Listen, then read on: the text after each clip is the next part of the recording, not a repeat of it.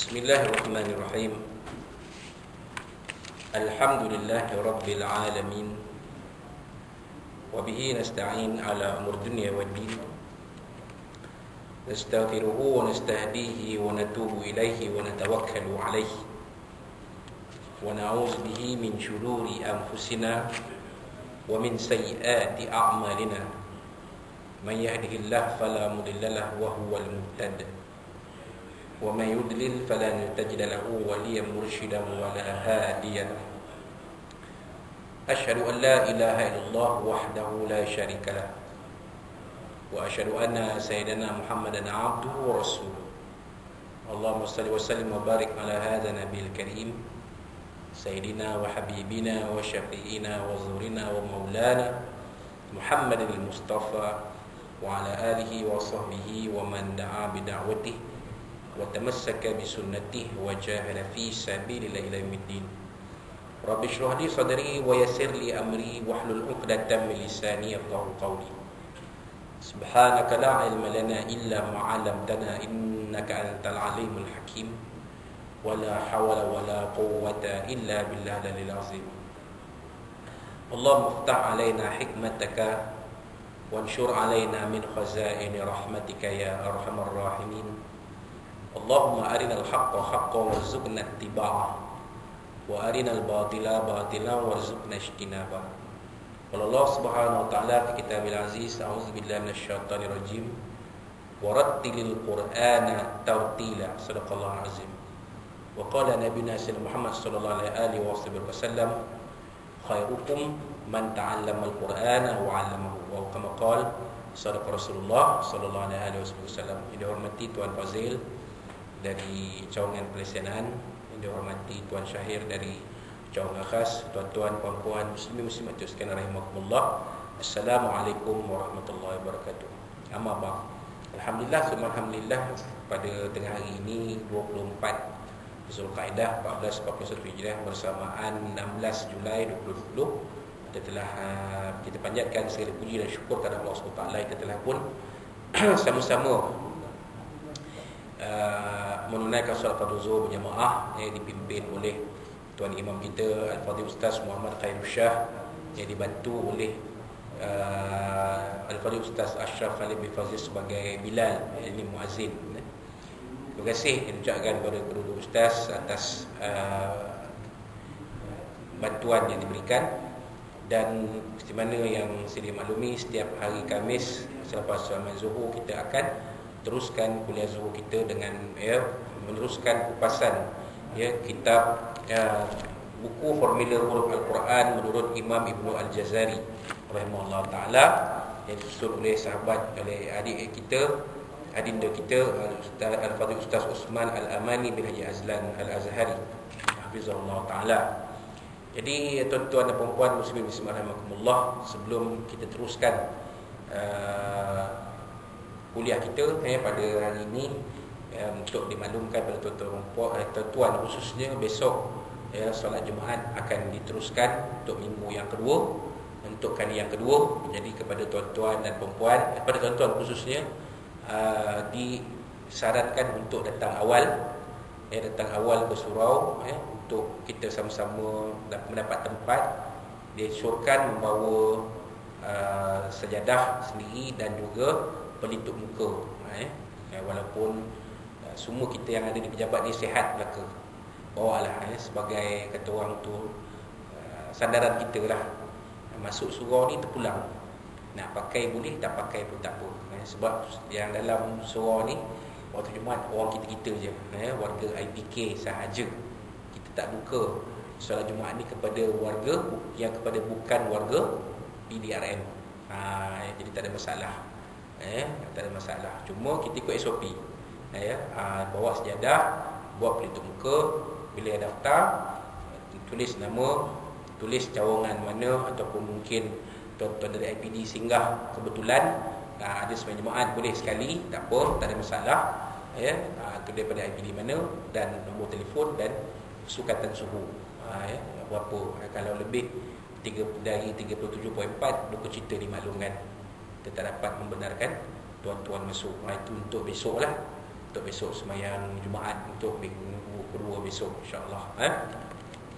Jadi tuan-tuan dan puan-puan ya, yang muhtaramkan muslimin rahimakumullah, kupasan kitab formula ya, formula huruf Al-Quran menurut Imam Ibnu Al-Jazari rahimahullah taala. Kita teruskan dengan mula-mula kita melihat kepada perkara-perkara yang dituntut sebelum membaca Al-Quran. Ya, ada 3 perkara yang dituntut kepada kita semua orang muslim, semua orang Islam, semua muslim sebelum kita membaca Al-Quran. Pertamanya, berusaha memperbaiki makhraj dan sifat huruf. Makhraj ni tempat keluar huruf. Ya, kita perbaiki. Ya, jangan kita masih lagi terikat dengan cara lama kita. Maksudnya dengan gaya sebutan kita. Kena belajar perbaiki. Kalau ba tu bukan ba. Kalau ta tu bukan ta. Kalau ha bukan ha, tu ha Melayu. Ha ada 2. Kan, kalau ha tu kata orang Arab, dia kata hazihi ha Melayu, dia kata. Dia kata ha ni ha Melayu, tak boleh tak pakai. Ada 2 je. Ha satu, ha satu. Jadi kita kena berusaha memperbaiki makhraj dan sifat huruf. Kan. Kalau orang Jawa, shin ni bunyi sin. Kalau syarif jadi syarif. Tak boleh. Kalau shin tu shin lah. Kalau sin tu sin lah. Tak boleh disamakan. Tak boleh diubah. Kalau ra bukan ru, ra. Ra, ri, ru. Kena sebutannya kena tepat, diperbaiki, usaha. Ya. Kalau dah usaha masih ada pelat, itu dimaafkan. Dah usaha dah, tak boleh. Lidah dah kerai. Nak buat macam mana? Dah usaha, dah. Boleh, masih tak mampu. Tak apa, dimaafkan. Tak ada masalah. Jangan kita tak usaha. Tak bolehlah ustaz, lidah saya ni dah kerai. Dah usaha? Belum, usaha dulu. Perbaiki. Kemudian, apa tujuan dia? Supaya dapat menyebut huruf dengan fasih. Tu tujuan dia.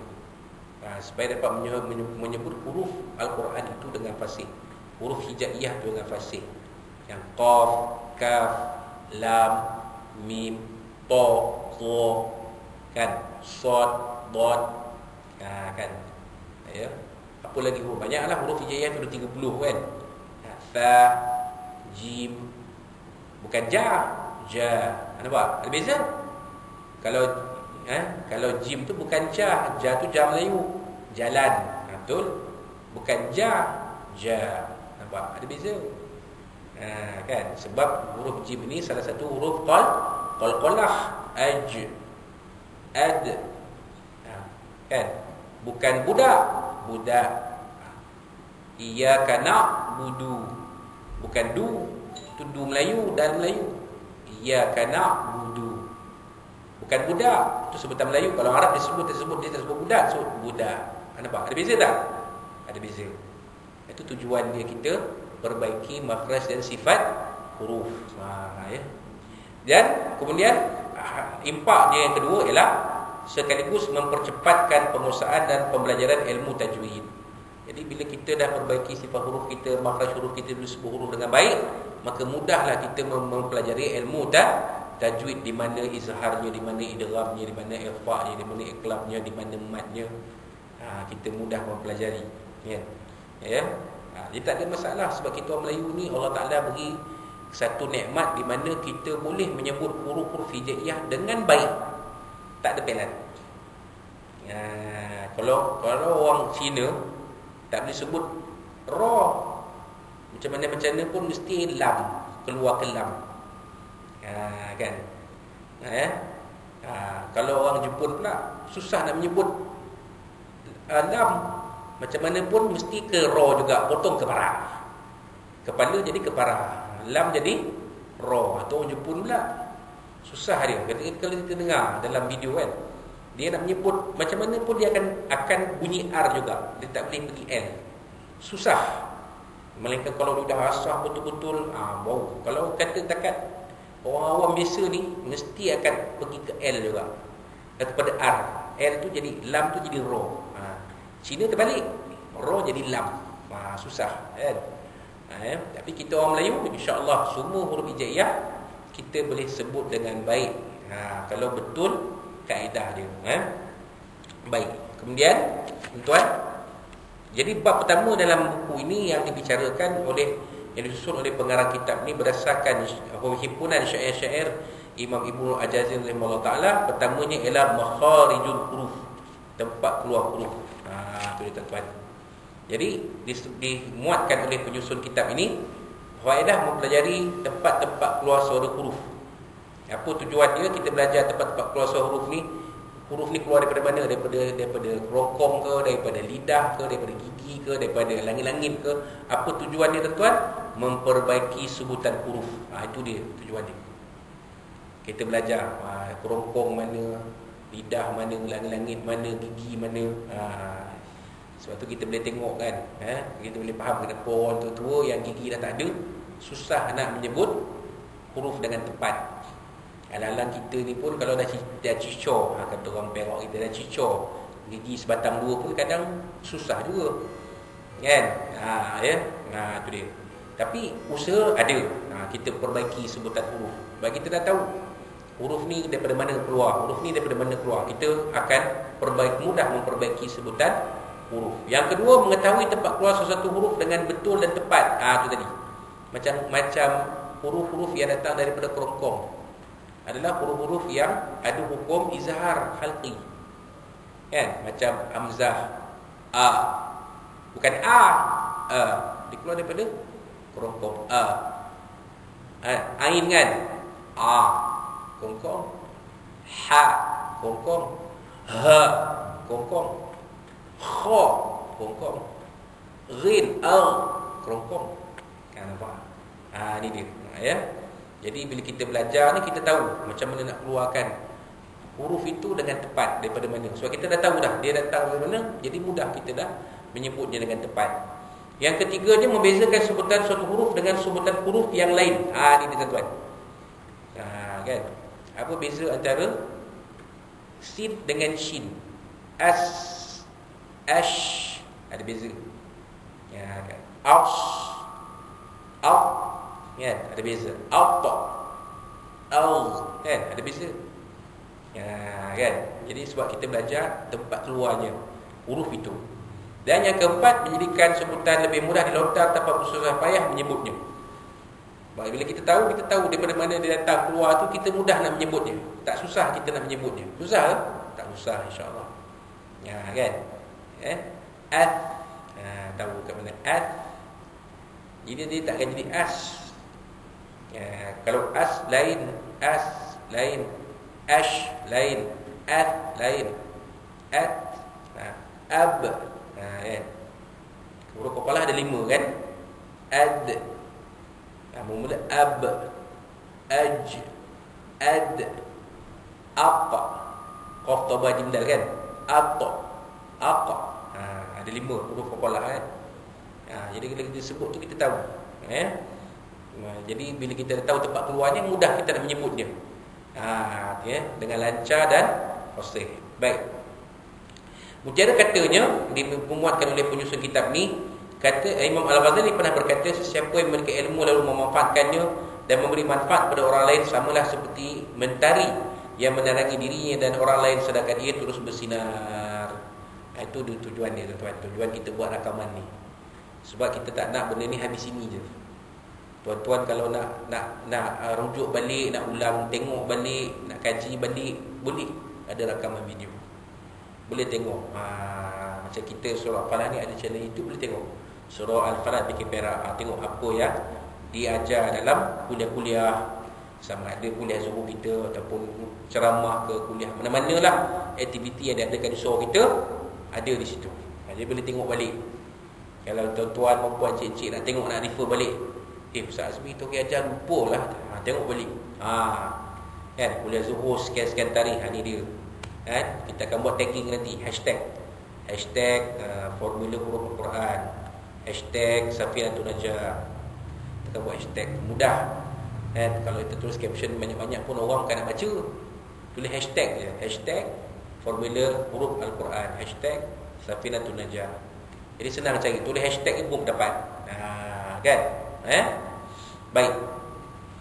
Bab yang pertama, makharijul huruf. Okey, jadi pada peringkat hari ini kita akan baca satu matan, iaitu matan yang ke-9, makharijul huruf sab'atu asyara 'ala alladhi yahtaruhu minal man ikhtabara.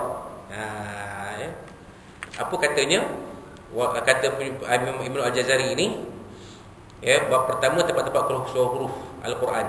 Wahai anak muridku yang tercinta, ketahuilah kamu bahawa makharijul huruf sab'atu asyar 'ala alladhi yahtaruhu man ikhtabar. Tempat-tempat keluar khas bagi huruf Al-Quran itu ada sebanyak 17 tempat. Nampak?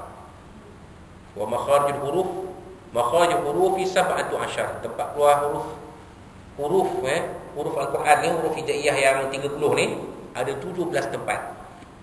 Kata Imam Ibnu Al-Jazari rahimahullah ta'ala, alladhi yahtaruhu man ikhtabara, berdasarkan pendapat yang dipilih oleh para ulama ilmu Al-Quran, ulama-ulama tajwid Al-Quran. Mereka sepakat tempat keluar huruf hijaiyah. Kan kita tengok dalam buku-buku tajwid lama kan ada dipotong muka manusia tu nampak tepi je, kan? Ada nampak roga semua tu, ada 17 tempat. Baik, catatan. Tempat keluar suara huruf Al-Quran dalam bahasa Arab disebut sebagai makhrajul harf. Apabila dijamakkan maka ini disebut sebagai makharijul huruf. Nampak? Jadi makharij itu dari perkataan makhraj, tempat keluar. Itu bahasa Arab. Bahasa Arab ni bahasa yang Allah Ta'ala pilih sebagai bahasa Al-Quran kerana daripada satu perkataan boleh dikembangkan banyak. Kan? Kalau kharaja, keluar. Makhraj, tempat keluar.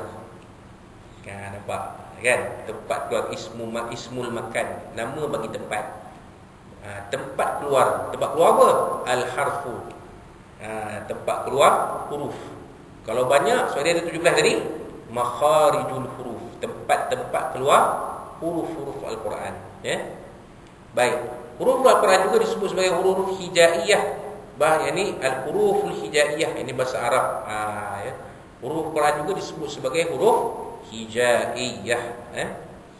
Baik. Yang kedua, dalam menentukan makna makhraj huruf, Imam Ibnu Al-Jazari wafat tahun 833 Hijriah, bersependapat dengan Al-Khalil Ibnu Ahmad, wafat 170 Hijriah. Wah, tu jauh beza tu. Zamannya pun dah jauh sangat tu. Tapi itulah yang dimuatkan oleh penyusun kitab ini. Mereka menghadkan jumlah makhraj khas bagi huruf Al-Quran kepada 17 makhraj sahaja. Pendapat inilah yang telah menjadi pegangan majoriti ulama Al-Quran atau qiraat bahasa Arab Al-Qurra sehingga sekarang. Mana ulama-ulama Quran daripada dulu sampai hari ini, mereka sepakat tempat keluar huruf. Bila kita menyebut huruf Quran tu, ada daripada alif sampai ya tu ada 17 tempat. Tak lebih, tak kurang. Itu pendapat mereka.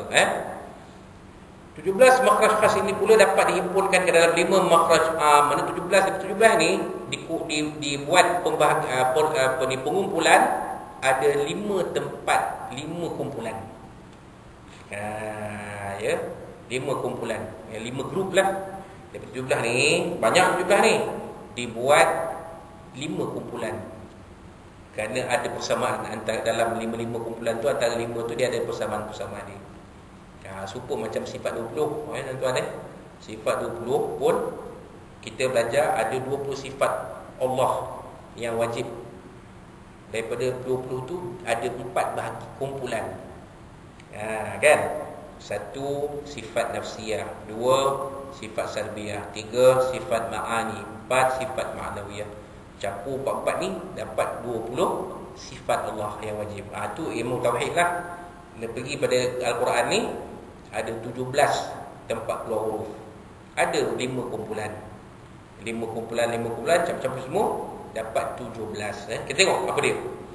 Makhraj am ini rongga, al-jawfu rongga, makhraj khasnya satu secara sebutan, satu saja.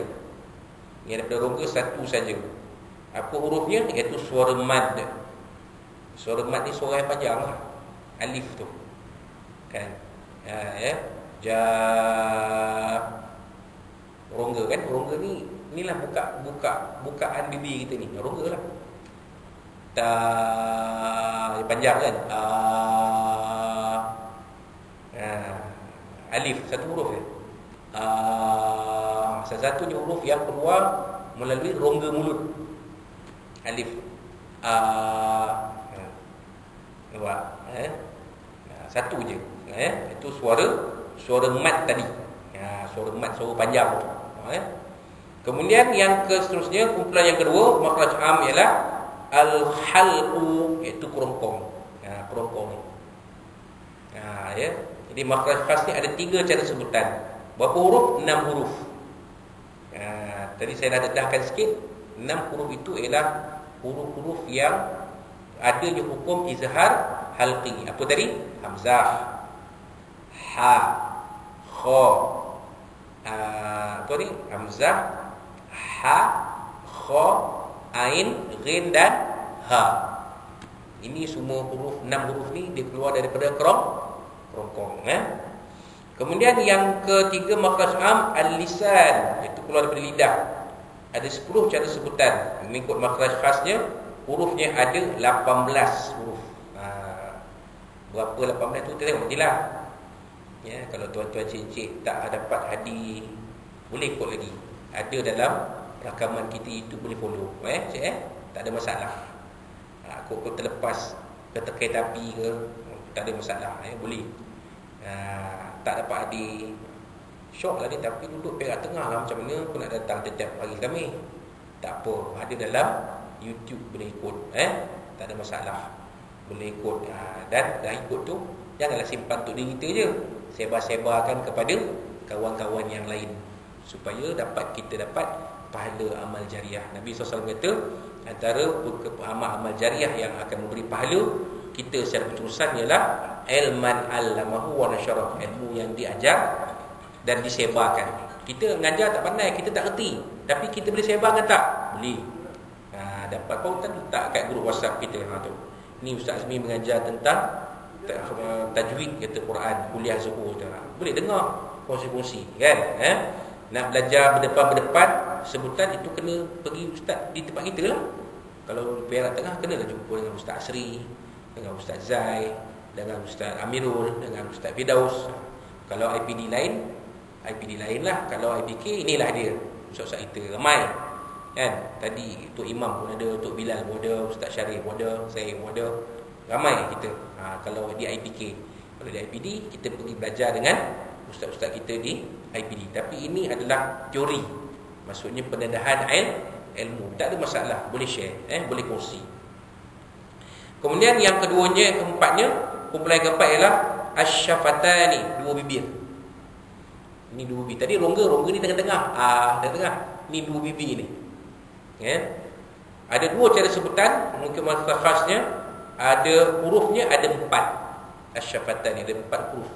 Yang tempat keluarnya daripada kedua bibir. Antaranya huruf ba, huruf mim, contohnya.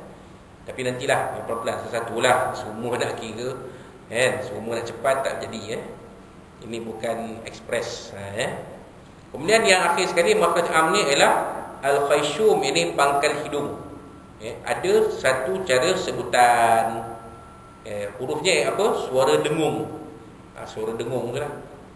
Kan? Dia keluar daripada pangkal hidung. So kita dengungkan tu kan, ikhfa tu.